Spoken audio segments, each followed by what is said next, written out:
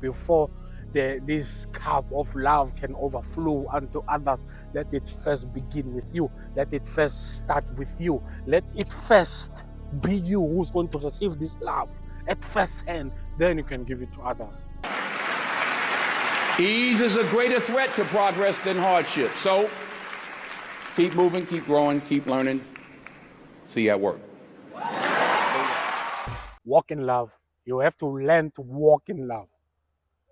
But before you walk in love and love others, you have to love yourself. Love yourself first. Why? Because you are the very first person that you're going to spend the rest of your life with. So you have to love yourself and fall in love with the idea that you want to love yourself.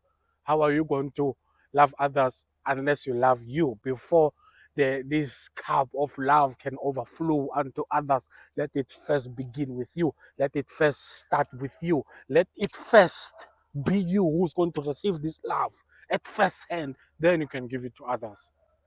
You have to be selfish in that regard and say, I'm going to love myself. I'm going to love myself. I'm going to care for myself. And to me, self-love and discipline is one and the same thing. To me, I equate them and I see and perceive them as the same. Self-discipline and love is the same thing. Why? What do I mean by that? Because now, if you love yourself, you will be disciplined. Because now, oftentimes when we apply discipline, we apply it in order to achieve something that will be to our own good, right? Then if I love myself, I want good stuff to come to me, right? Good. Let me continue. Now, if I love myself and I have an exam to write a week from today, I'll make sure I'm disciplined enough to sit down and study. Why? Because I love myself. I don't want the consequences of what? Failing that exam. If I love myself, I'll be disciplined enough to make sure that I don't squander all my money on booze and alcohol and everything. I'm not against alcohol. But one thing I'm against is not to think for tomorrow and not be prudent. You forget that there's food at home. You forget that I have to pay some bills. You forget that I have to be disciplined so that my month will be smooth. You get what I'm saying? If you love yourself, you'll make sure that you take care of that. What are you going to apply? You're going to apply discipline into it. If I love myself, I will not have unprotected sex with someone I'm not sure of. Why? I love myself. Is it hard to be disciplined? Yes, it's hard. Sure, it's hard. It's tough love for you because you care about yourself. If you care about yourself, you will do the right thing with yourself.